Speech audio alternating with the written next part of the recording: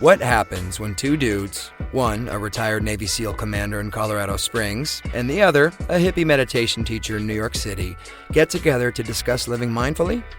That's a great question, because we don't know what will happen either. Raw, uncut, and unapologetic. Welcome to Men Talking Mindfulness with co-hosts John McCaskill and Will Schneider. Each week, we take an authentic dive into how mindfulness continually impacts our lives, deepens our relationships, and allows us to be emotionally alive. We filter all of our conversations through the man box, where we unpack how as men we are expected to act in society, how fighting the authentic human experience is exhausting and damaging, and how mindfulness can help. If you would like to listen live, join Will and John every Friday at 12:30 Eastern Time on IG Live at handle @WillNotFear. We take each IG episode and upload them straight to this podcast. So happy you're tuning in to Men Talking Mindfulness. Now, on to the show.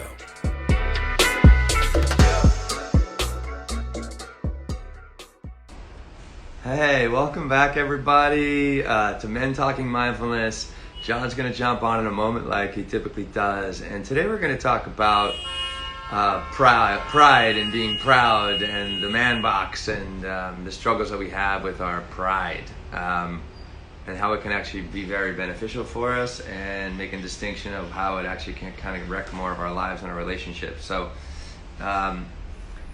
this is going to be a really interesting topic because it's definitely something that I struggle with, and I have struggled with for a long time. But as I'm getting older and as I'm maturing, I definitely am learning how to, hey Karen, definitely how to manage my pride and use it as an asset, right? Instead of using it as a device that really kind of wrecks a hell of a lot of what's going on in my life. Thanks. I appreciate it, Karen. Yeah, we're going to talk about pride today. Proud, man box pride. John should be on any moment, I believe. Where are you, John? You coming on? I'm glad everybody's here. Thanks so much. Oh, there he is. What's up? And I'm going to say, leave you a little wave, Karen. And here comes Mr. John. Excited for him to come on. Where's my man? Waiting. And hey, Sean, what's up? Welcome. Oh, there he is. Dude, that hair is getting longer. I know. I figured I'd brush it back for you this morning. So I know. I have no ponytail. I'm all out today. I'm getting some tails in the back. Oh yeah, so dude. Soon I'll be looking like you, man. Yeah, right. I don't know who you're gonna look like. That's awesome, John. Good to see you, man. It's been 2 weeks. Yeah. Oh man, I really enjoyed watching you guys' episode with you and Jackie. That was great, man. Really, definitely great having her as a replacement for me. Luckily I'm back, because I'm sure if you had done another episode with her, you'd be like, okay, let's be done with Men Talking Mindfulness and let's just keep Jackie. So Jackie's like my therapist. I just like sit back and be like, oh man, I really got a lot to work on, Jackie. But good to have you back, John. And it's good to be back. You're in your office, yeah? I am, yeah. So I'm not in the exact same spot that I took the picture of. That's just around the corner there. I don't know that helped a whole lot showing you that, but it's just around the corner. But it's a little bit noisy there, so I just moved into a cubicle for the time being. But good to see some of the people that are joining us here for the show. Great. Absolutely. I think it's a great topic that needs to be covered. It's certainly not just for men, but I think it is something that is definitely prevalent in men, especially in this day and age with social media being what it is. We kind of live and die by pride. So I'm excited for the conversation, man. I'm going to move around so the lighting's not too terrible on my face. Yeah, you look good. I didn't realize how much blonde hair you had, actually, with the light. Yeah. I didn't know that. I didn't know that, you know? Yeah, man. You should see my two kids, dude. They're like, they are white-haired little, holy cow. So they were doomed to have blonde hair because I had white hair when I was a kid, and my wife had white hair as a kid. So we knew before they even popped out that we were going to have two little toe heads. So, beautiful. Yeah. Hey, closed on the house. Yeah.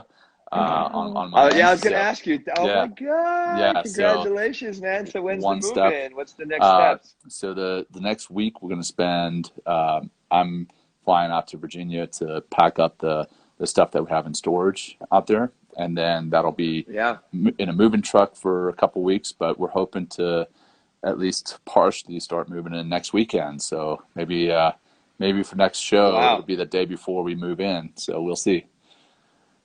Okay, we'll see what happens. Hey, maybe Jackie, I want her back. I'm just kidding. I know we'll see. Karen's We'll see on what the happens, show brother. too. It's all good. Karen would be a great guest to have on with you guys or with you. We couldn't book Karen last time, but hey, and there's going to be times where I'm going to have to be absent for some reason, and there'll be somebody else that comes on. But I think should we, a little early announcement, but we're moving towards a podcast with this, which is really exciting. We're just early conversation, John and I. But it's exciting to move this conversation into a more official format, I guess, that's going to be accessible to more people. Right. So that's really awesome. Sure, man. I'm super excited. Didn't really think about it until earlier this week when I realized that I had reposted one of your earlier episodes, one of our earlier episodes on my IGTV, and then realized, oh well, I can just take that video, import it into my computer, and then blast it out as a podcast. And then it was like, well, I can do that with every single episode. Why not? Right. Because I think what we're talking about is important. And the more people that we get it to on different media, then the more we can help out. So I'm excited. Yeah, me too. Yeah, me too. Hey, how about before we go any further, we'll do our grounding exercise. Yeah, dude. Is that cool? Absolutely. I'll launch this one. Okay, sounds good. And then you can close for us. But so wherever you are, whatever you're doing, find a comfortable seat. Maybe so you can ground your hands on your thighs, ground your feet on the floor, find a nice long spine. So you really feel kind of more present by finding that your open chest, the long spine, but the whole length of your spine, grounding down, lengthening all the way up to the crown of your head. Shoulders are relaxed. You can wiggle your jaw a little side to side, maybe a little movement in your body just to find some more of that relaxation, and we'll actually start the breath to relax a little more. So let's exhale your breath all the way out. You can take it through the mouth. Yeah, there you go, John, if that's helpful. There we go. And then take a big giant balloon breath in your entire torso. Inhale, inhale, inhale, more. And you can take that exhale out again. Yes, good. And keep going. Bigger breath in. Exhaling out.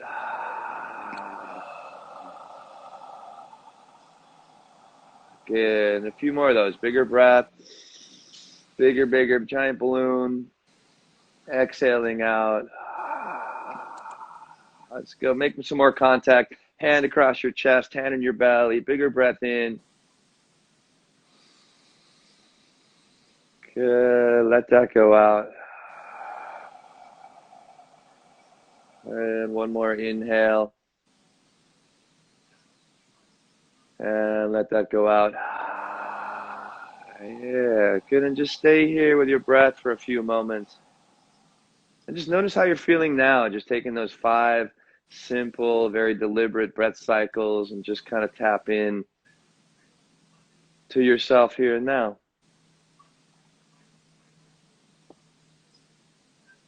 Notice how you're feeling in this moment.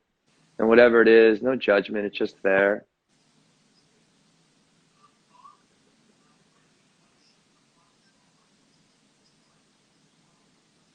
And so keep breathing, accepting how you're feeling. See if you can also find out where that is in your body. Like if you're holding anxiety, I typically kind of feel across my chest or in my shoulders. Or if you're feeling really relaxed and peaceful, maybe it's just this kind of blissful waterfall that's kind of continually cascading over your body.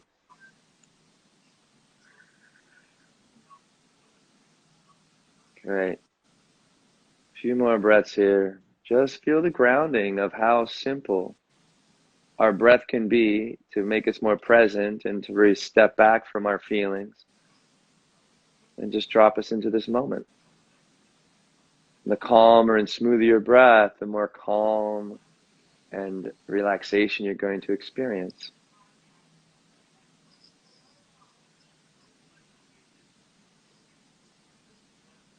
Good, and we'll close with one giant breath. So exhale out to start. There we go. Inhale big. And we'll let it go. Yeah. Thank you, John. When you're ready, you can slowly open your eyes. Great. Yeah. Maybe roll your head over a little side to side. All right. Oh, Yeah. nice, my brother. Yeah. I know. Thanks Isn't that for always that, man. good? Like, it's such a nice little reset, right? Like 2 really minutes. is, dude. It's like, what? Where am I now? All right. Pride, like pride and being proud. I was, actually had a definition up. I think it's always kind of nice to start the definition of what all this pride stuff is. Oh, I had it somewhere. John, so what are some things about pride that you're experiencing? And here we go. Pride. Here we go. Here's a couple of definitions of pride. Feeling or a feeling or a deep pleasure of satisfaction derived from one's own achievement, the achievements of those of whom one is closely associated, or from the qualities or possessions that they widely admire. Another definition: confidence and self-respect as expressed by members of a group, and especially proud. And here's some synonyms I think are interesting. And this is where I get into trouble, is like arrogance, vanity, self-importance, but also self-esteem, dignity, honor, self-respect, self-worth. And I think those are really interesting distinctions of like where pride can go, right? In arrogance, vanity, self-importance, self-conceit, but also where it can help us attain self-esteem, dignity, honor, and self-respect. So those are just some ideas of pride and where it can be. But what are some of those things bring up for you, John? Yeah, I mean, I think pride, like anger, like we discussed a couple of weeks ago, is a double-edged sword, right? Yeah.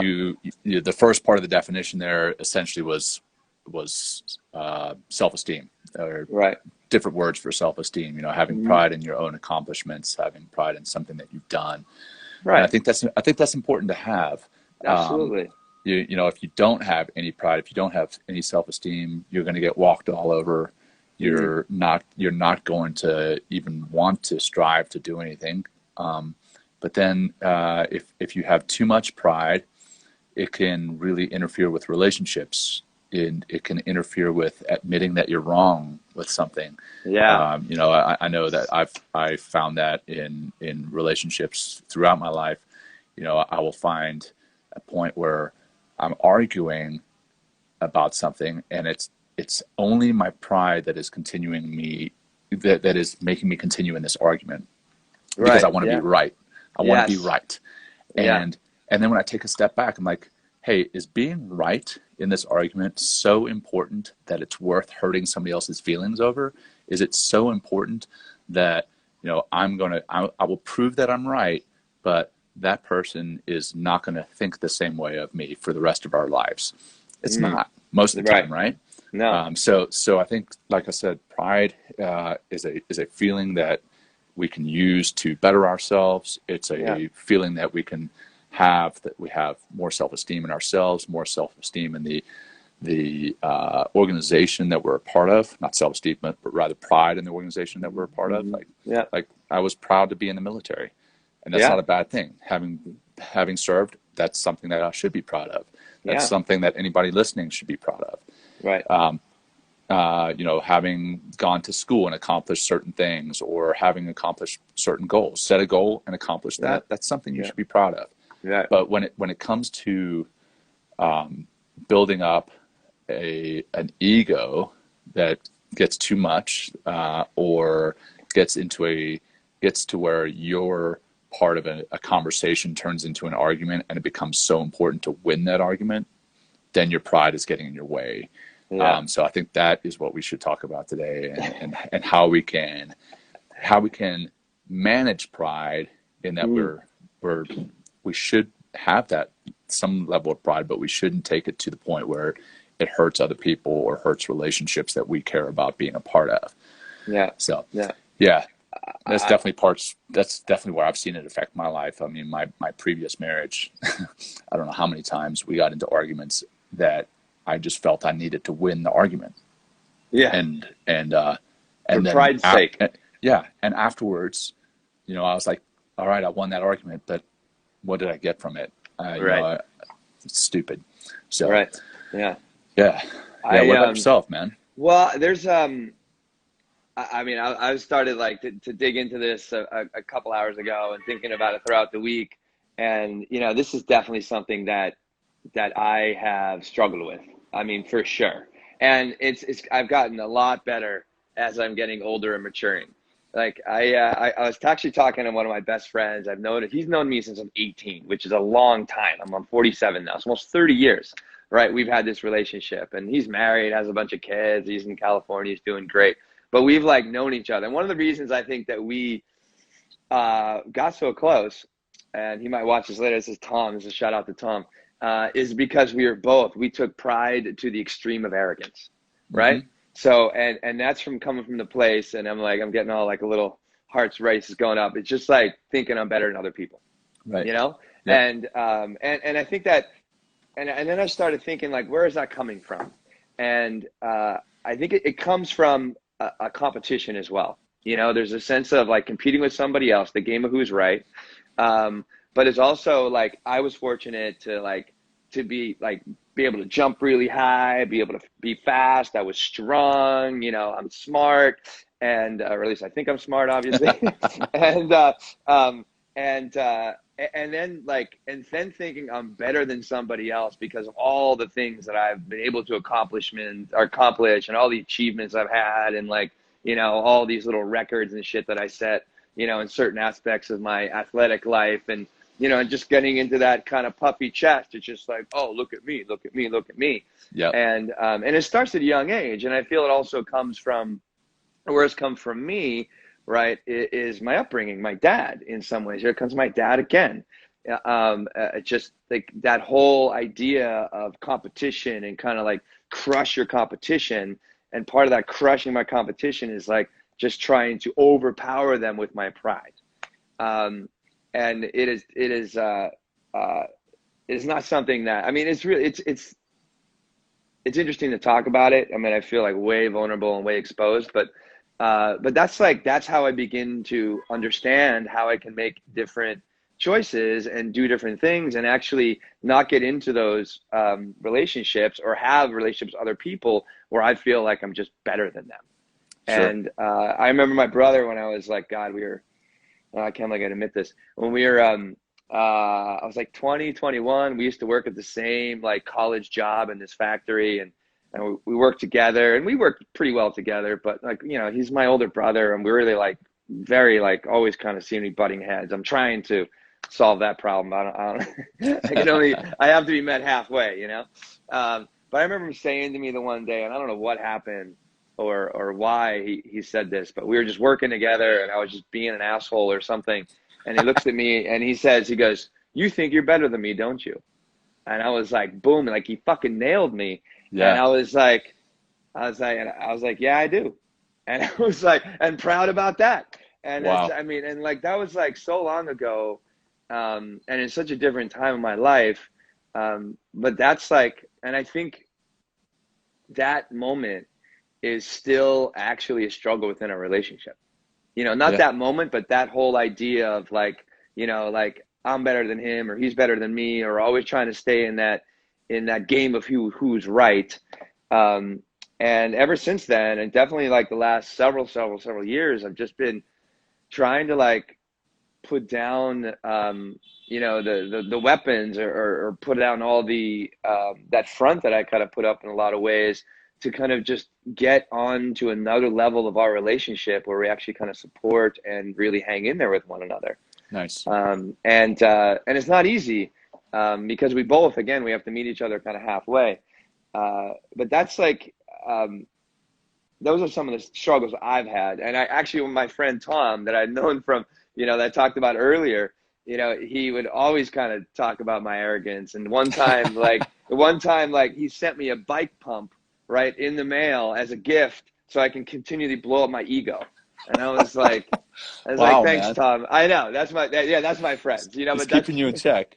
Yeah, but that's part of it too. Like somebody like that, who I really love and respect and have a tremendous amount of admiration for as well, who he can just be like, dude, like, why do you gotta be like that? Why do you always gotta be like, hey, here's Will Schneider? And but so I definitely have had my struggles.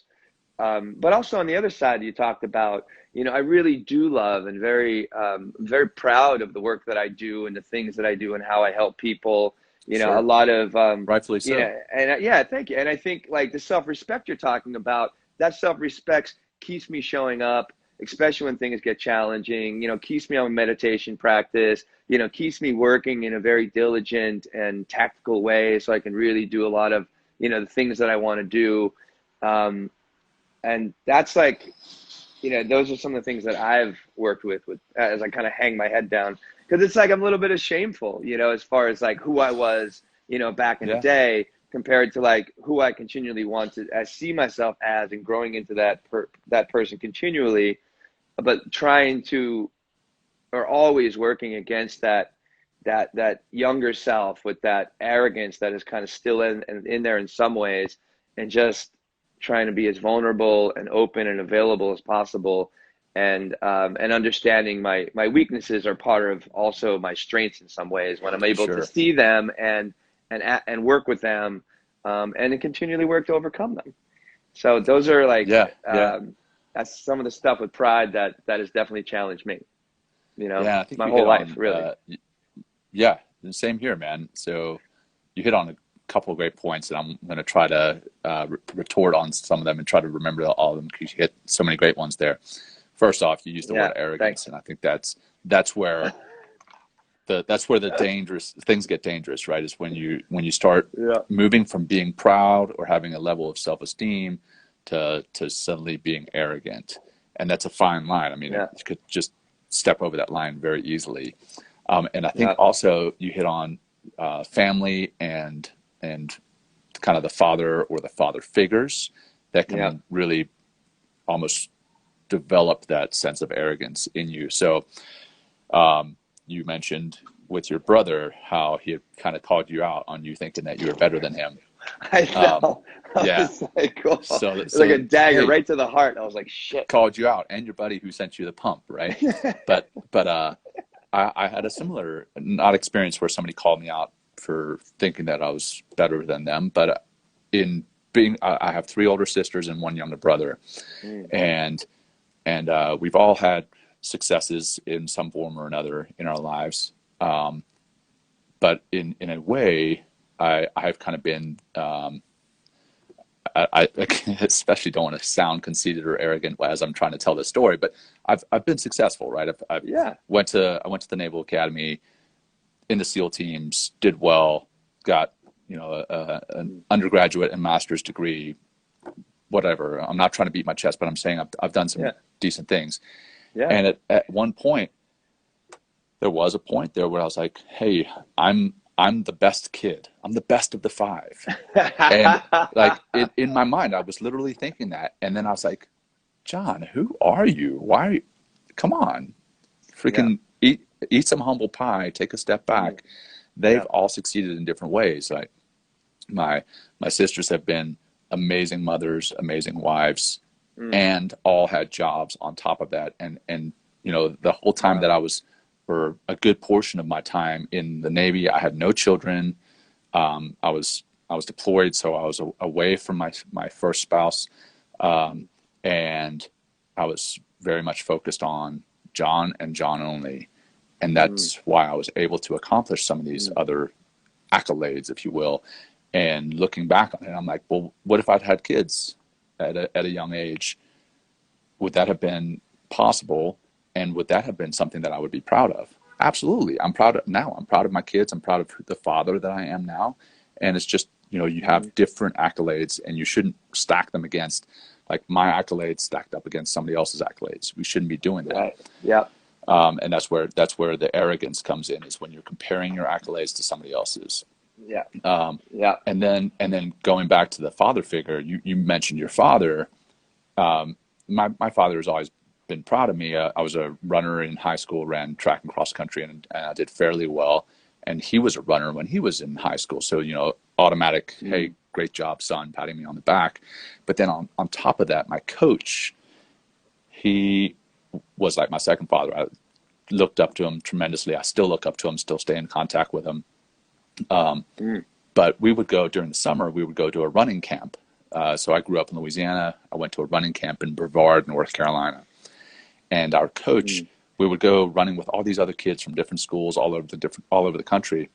And we would go running in the mountains. So we would drive from the college that we were all dormed at, drive to the mountains and go do some runs. And it was just training runs to get in shape. They weren't races, right? But our coach would keep us in the van. He was like, hey, you're not starting yet. And we're like, well, why not? He's like, well, because I want you to catch all the other kids. So he'd keep us in the van. We would start like 5-10 minutes after all the other kids had started at just a training run, not a race, just a training run. And he'd be like, all right, now go get them. And on the run, he'd be like, I want you to count how many kids you catch, how many other kids you catch.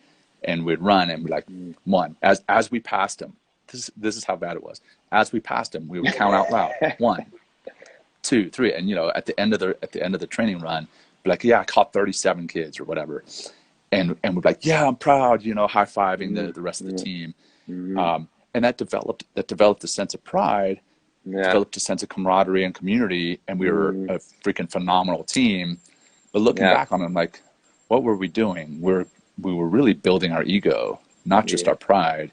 And we were also, not only that, the worst part of it was we were smashing other people's ego as we're passing them and we're counting out loud that we're catching them. I mean, what does that do? Right. And we don't see those kids again, right? We see them at camp and then we don't see them again. We don't race them because we're in Louisiana. We didn't race kids in North Carolina or Florida or wherever they were coming from.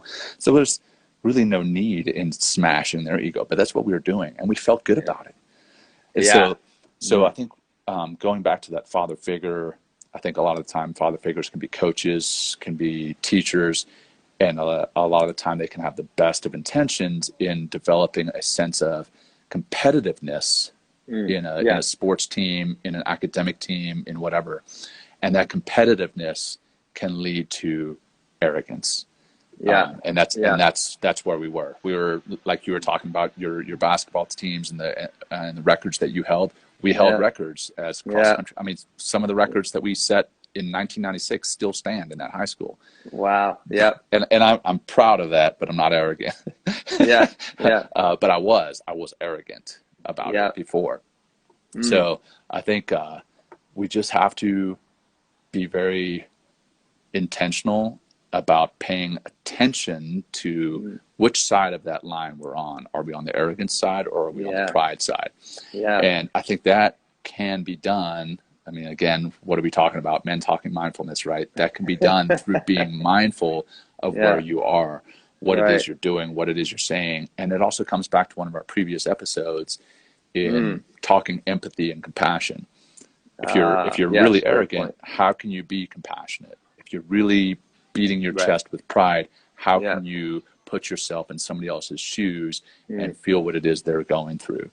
So those were some of the points you made, and I wanted to make sure I hit on. But yeah, it's definitely a double-edged sword. It can benefit you to where you are better at your skill, at your trade, at your sport, whatever.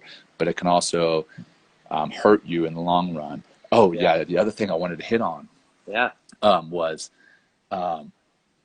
I grew up in Louisiana, and there's parts of Louisiana that I love, but Louisiana's school system is not the best. I'll be completely upfront about that.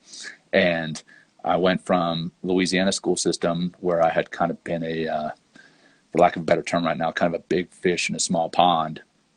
And I went from there to the Naval Academy. And I showed up at the Naval Academy thinking I was like the duck's nuts, right? I'm like, exactly. Look at who I am. I'm this great runner. I'm great academically. And I showed up and I was force fed not just a piece of humble pie, but probably several humble pies. Yeah. And like within a few weeks, I was like, I am in over my head. So that's another side of pride is your pride can be completely false. Your sense of who you are can be completely false based on who you surround yourself with, where you are, what your circumstances are. And then you change those circumstances and you can see, hey, you're not as good as you think you are. So I think you should always have kind of that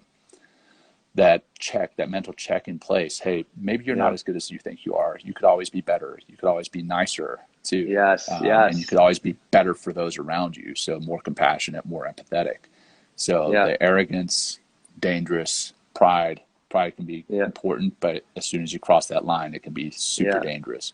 So well, I think it's like I really, because you talk about that double-edged sword. So we're kind of like, or like kind of a pendulum swinging into, like into the good aspects of pride, of being proud and self-respect and self-esteem. Yeah, but also is how it can swing so dramatically back into arrogance and, and all the things that kind of come along with arrogance and over being prideful, I guess is a great word. Yeah. Is one, I was reading something earlier. It said like being a proud man versus being prideful. A prideful man, right, is an arrogant man, thinks he's better than others, and kind of self-obsessed in a lot of ways, right? Whereas a proud man, has respect for himself, but also like respect for others and understands others, but also in that being respect for himself, it's not about all the great things that I am and what I can do and all the accomplishments and achievements I have, but also being aware of my weaknesses. And so that's, I think what's, again, coming back to our, mindfulness here is like, and really a lot of these practices and especially meditation is helping us, and using the breath to access this is helping us to find our center, right? So if I'm able to get into the center, right, then I can really begin to become aware of the pendulum swinging to being like the prideful versus being proud. Yes. Right. And because then I can just like, here I am again, and that just it helps us become anybody that practice meditation over time. I'm more mentally aware of those thoughts that come up of like, oh yeah, I'm the motherfucker. Right. Versus, but also not being too humble or too meek as well, but also having that self-confidence. And that's why, and I think that's really, I think things probably started to change for me is that self-reflection point, starting meditation back in like 2007. It's just really made a big difference in my life. I mean, I definitely feel, John, that urge to be like, I'm the motherfucker, like, yeah, let's do this, and I have fun in moments with my friends and stuff like that. Or like if I'm leading a group on a hike or something like that, we'll like, I mean, actually I actually did a meditation 2 weeks ago with my niece and my nephew. My nephew was in San Diego. My niece was with my mom, her grandmother, and we all did a meditation together. And I think you discussed that with Jackie. Yeah, I did. Yeah, thank you. And in that discussion, I like to have a lot of fun with my niece and my nephew, and I love messing with my mom, and definitely like my arrogance has always been kind of she's my mother, like she knows me, right? She says to me, and she goes, well, Billy, right? She goes, maybe a little bit of humility. And I'm like, Mom, I've never understood what that word meant, right? So, and then and just to kind of get a rise out of my niece and my nephew a little bit. It's, so just like staying grounded, staying connected with that. And I think and what being a proud man or a proud woman, proud person is, it's like, I think it helps me to have that self-respect, to be vulnerable enough to ask for help, to be vulnerable enough to go into my fear, to go into my weaknesses, because that is a tremendous amount of self-respect, because I don't want to, or I'm always trying to be and do and discover myself and discover more of my best self. So just being able to notice and be aware of my shortcomings, and this is one of them, what are the things I need to do in order to overcome them, and having that vulnerability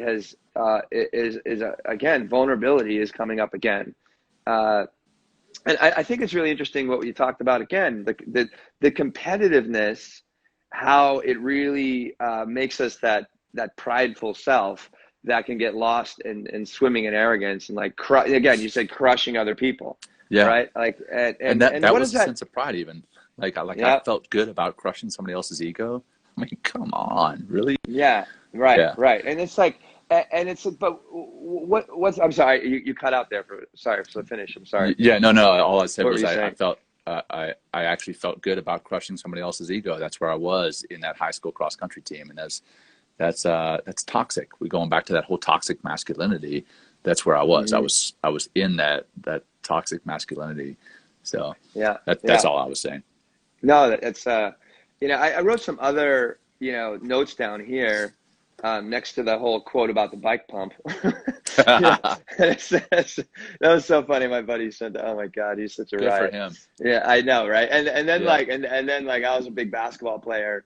Here's another moment, me and my buddy Tom. Again, like just always trying to like we're both arrogant people, but also keeping each other in check and realizing like eat some fucking humble pie. Like the one time we went out and we went to like Dave and Buster's and we played that little basketball game that's really challenging. And I'm a basketball player and he beat me in that game, right? And I was like the big basketball college person, and then a week later he sent me a trophy that said second place, on the basketball.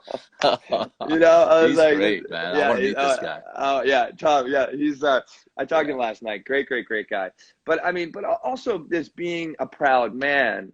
We talked about, like the importance of vulnerability, right? That whole idea of who's right. I don't know if you know of Marshall Rosenberg's work, Nonviolent Communication. Have you heard of that? Oh my God, this guy's.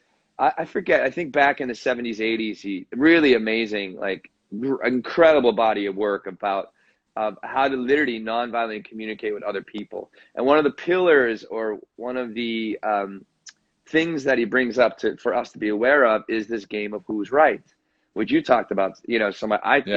Earlier. I definitely know that game, and I definitely feel that in some of my relationships. Not necessarily. I mean, I try not to play that game. I'm like, hey, just by saying I don't know, I don't have the answers, is like, wow, what a big asset that is to your relationships. Sure. And then I think also what pride has prevents myself at times. I'm definitely a lot better with this. Is just admitting that you're wrong or apologizing for something that you've done. Right. And that I don't understand, John, where this comes or where that man box is, just to say, look, man, I fucked up. I'm sorry, and when I do that, right, I like, it changes the entire relationship, changes that entire moment. And it changes the relationship going forward, because like I think this is pretty cool. So it's like, I have enough self-respect to admit to the truth, right? And respect the other person, right? For their opinions, their values. And then we have a mutual respect for one another because we're being vulnerable and admitting that we're wrong, right? Or apologizing for whatever particularly happened. And these are, I guess, what I'm offering, it's just some ways to other people that are listening.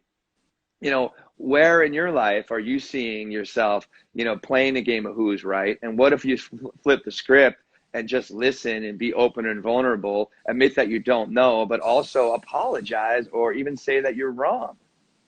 Yeah. So just some, more things about it. Yeah. How great would it be if everybody practiced that, right? And oh my God.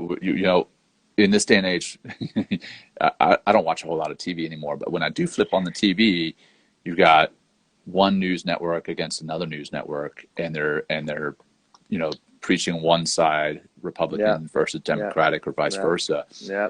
And if we as human beings, if we as a country could just take a step back and eat a piece of humble pie, or like I said, a couple of humble pies, and just be like, hey, you know what? We don't have the answer to everything, and our beliefs, maybe my beliefs, aren't the same as yours, but that we can still find some level of mutual ground, right? That to stand on, and communicate effectively instead of hey, Yeah. you're Yeah.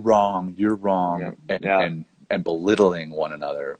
I think it's gotten out of control at the national level, and if we could start at the individual level and Yeah. work our way up, then we could really make a difference in Huge things. difference. Yeah, but I also want to go back to something else you said. I can't even remember what it was that kind of inspired me to think about it, but pride can actually, you mentioned fear, and I think that's pride can actually be tied to fear. Like you have Uh, a fear of being imperfect, a fear of yeah. imperfection. A Yeah. lot of us are a lot of us are perfectionists, and we Mm. consider, hey, if I'm not going to do that perfectly, I'm not going to do it. I know that Yeah. I struggle with that. Like, Well, I see, just to if I'm interject, not, I see that a lot with, yeah, no, again, I see that a lot with men in yoga. Like they don't want to practice yeah, yoga because they feel this competition. They're like, oh, I can't touch my toes, or they put out right, some other bullshit excuse. So they don't show up right, because they're not going to be yeah, good at it.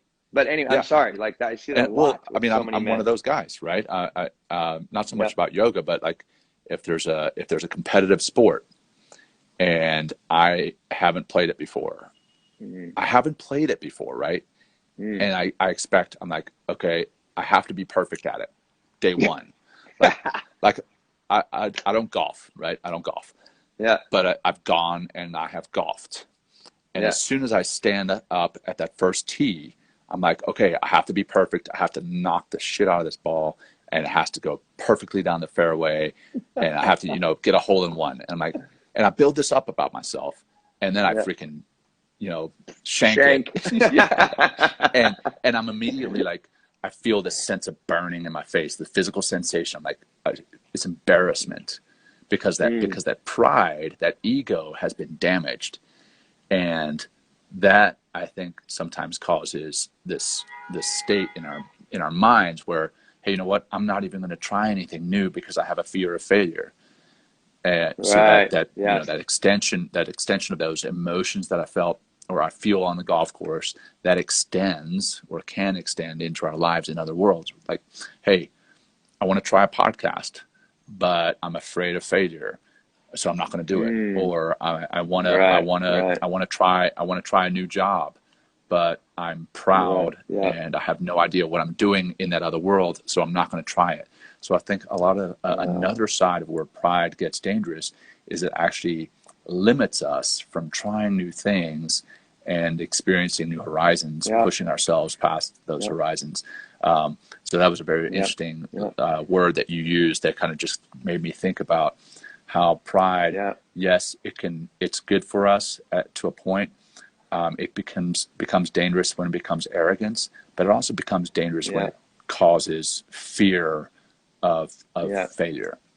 Yeah. Well, it's So all, I think just when you're talking about golf. No, I'm sorry. Yeah. yeah, go I for it. love what you're Yep. talking about there. Well, I think it's like, coming back to golf a little bit, or just any kind of competitive sport.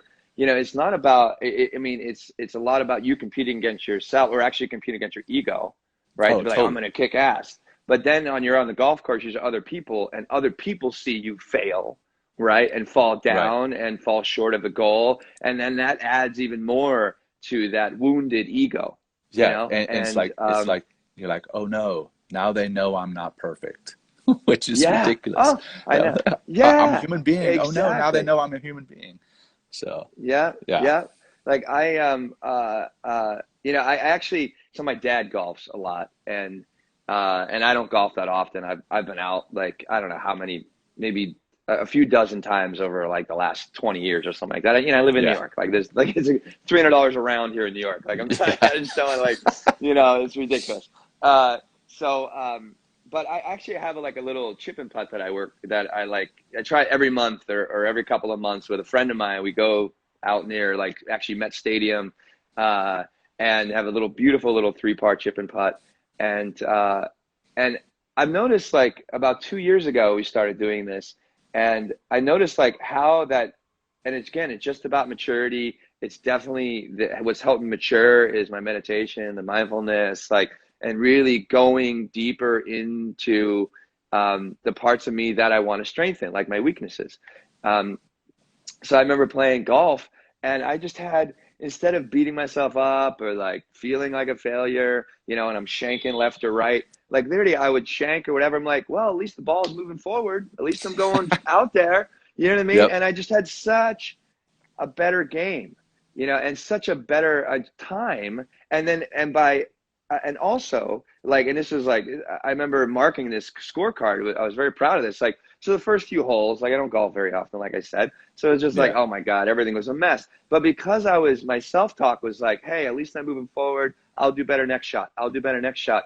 I was getting some birdies on the back nine. Nice. You know, I was like, wow, because I was just calm. And so when our pride is wounded, right? And I'm sure you felt that on the next hole that you know, that the ball shanked, like you're fucking yourself up. You're off of your center. You're not calm and relaxed. Yeah, it's a downward spiral. And the next shot, like I would put a major bet on the fact that shot is going to be as shitty as the first one because of how you're talking to yourself. Yeah. And so just to have that, you know, coming back to that vulnerability of and knowing that we're human beings and we're all flawed, but it's not even like a flaw. It's just being a human being. We have things we're good at. We have things we're trying to get better at, and being able to notice the things that we want to get better at, right? And doing things to get better is all we can really do. And that's a proud man who has enough self-respect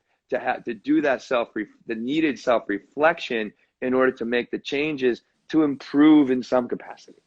Yeah, that's a great point, Will. So I think that's probably a great way to start to wrap it up is if you're truly proud and know yourself, you can be confident. You can be confident and go into a golf course and admit, hey, you know what? I don't golf. Hey, give me some tips. How should I stand? How should I grip? And obviously we're using golf as an anecdote, but it applies to a whole lot of other things. But you can admit that you are not perfect. And that confidence to admit that you're not perfect is kind of counterintuitive. That will actually end up making your life better. You're going to perform better. You're going to be happier and healthier. You're going to be better in relationships because you're going to be confident to take a step back and you know what, and say, you know what, I was wrong on that. Yep. And not feel that that's going to damage your pride or damage your ego. So in a kind of a flip of the coin here, confidence and pride, they're very much related, or confidence and arrogance can even be related. But being confident and being pride are not necessary, and being proud or prideful are not necessarily the same, and they're almost butting heads against one another. So if you can be confident enough to say, you know what, I need help with this, I'm wrong on this, I'm imperfect, I'm sorry. You know, that's a hard one that a lot of us struggle with saying is I'm sorry. I think that's where being confident and being prideful there's a big difference. So I think we need to, as men, focus on, or just as human beings rather, focus on a way to be confident without being prideful. And that can come from spending some time focusing on who we are, figuring out who we are, figuring out what we want out of life, figuring out the relationships that we're in and what we need to do to mend or maintain those relationships. So, man. Wow. I think stuff. one little, if anybody, a little home practice out there, anybody, you can do this anytime, you know, that the opportunity presents itself, is literally just saying I'm wrong, saying you're sorry, right? I think it'd be a great way to kind of go from arrogance into being like a proud man and just developing more of that self-confidence and feeling that vulnerability. Like that's where it all starts to change, is by like, and you have moments throughout again and again and again, depending on your interactions or what kind of work you do, just saying, I don't know, I'm sorry, or I'm wrong, I'm sorry, I'm wrong. Or it's like a great way to kind of get out of that man box and really experience how that vulnerability is actually a beautiful sense of power. Right. Yeah, absolutely, man. Yeah. Well, I think that's a good note to end it on, brother. Yeah, I agree. So take us home. There's a lot. Actually, we'll probably have more conversation about this. Like I want to talk about, how pride actually gets in the way of conversation and collaboration and kind of really being great human beings, which is kind of comes back to what you had spoken of earlier about where we are kind of in this crazy world, United States. So anyway, Thanks, Well, cool. Josh. Yeah. Beautiful. Thanks, brother. Let's wrap it up. Mm-hmm. For those who are with us, and Will on the other end of this line, go ahead and find a position that is comfortable for you, and I invite you, if you're comfortable to do so, to go ahead and close your eyes. If that is not comfortable, just soften your gaze or lower your gaze, and then just bring your awareness to your breath. Bring your awareness to the actual sensation of your breath as you breathe in. Breathe in through your nose. Note the air passing your nostrils. Imagine it going down into your belly and into your lungs. And as you breathe out, imagine the exact opposite. Notice the air breathing coming out of your mouth and your lungs and belly slowly collapsing. Another in-breath through your nose.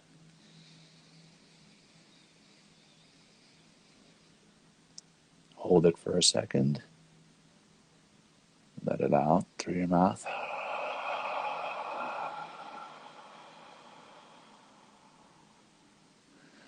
And one more.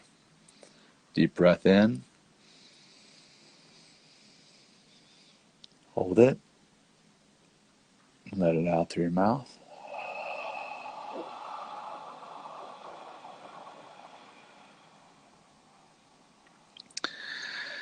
And now bring your awareness internally and take what we like to call an internal selfie.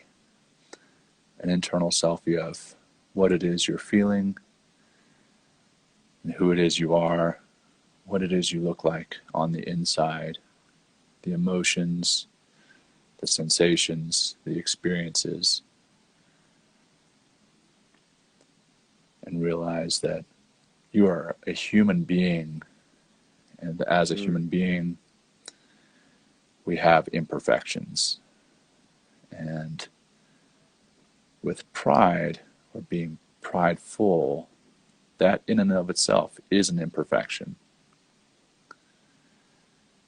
Try to let that prideful side, that ego, that arrogance, let that go.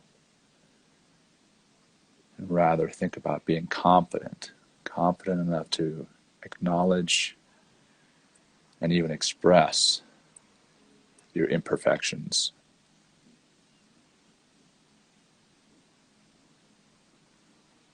Those imperfections, again, are part of being human. They're a beautiful part of life. And we can learn from those imperfections by knowing and admitting that we are imperfect. We can learn from those around us. We can mend relationships.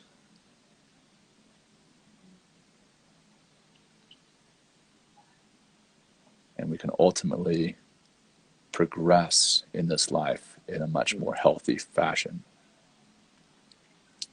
You're a human. You are imperfect. But you are beautiful. And you should be proud, but not arrogant. Confident, but not prideful. And think on that.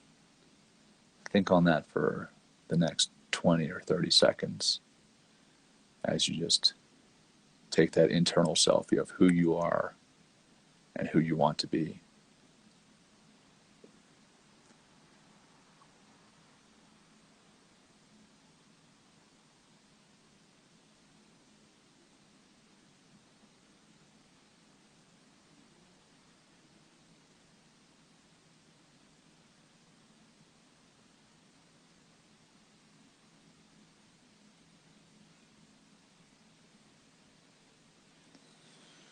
And then slowly bring your awareness back to your breath. We'll wrap it up with 2 cleansing breaths. Note the breath entering your nostrils as you breathe in through your nose. Hold it. And out through your mouth.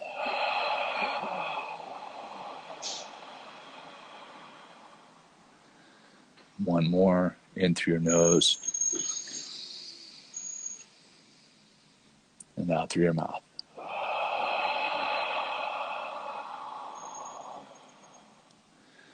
And then as you're ready, invite some movement back into your body. Loosen up your neck. Start moving your hands. And then open up your eyes slowly when you're ready, or refocus your gaze. Thanks, Will. This has been another great episode. Thanks for having me, and thanks for providing the space, brother. Hey, we do this together, man, and thank you, big time. Like this is, I love what the conversation. We're continually evolving. We're gonna keep going, I guess, about feelings next week. So yeah, stay excited tuned to do for that. it. Yeah, me too. We're back here at 12:30 Fridays Eastern Time. John, I really appreciate your time, man. Appreciate you just being the man that that you are, in order to continually pull this conversation forward for not just us, but for everybody else. Same here, brother. Thanks. Thank you for, again, offering this space and time, and have a wonderful weekend, and we'll see you next week. Too. Okay. Thank you, brother. Take care. Be well. Thank you. Thank you. Bye-bye. Thanks for joining Will and John on Men Talking Mindfulness. If you enjoyed the show, please like and share it with your friends and family, and please, we would appreciate a review too. Until next time, this has been Men Talking Mindfulness. Thanks for showing up.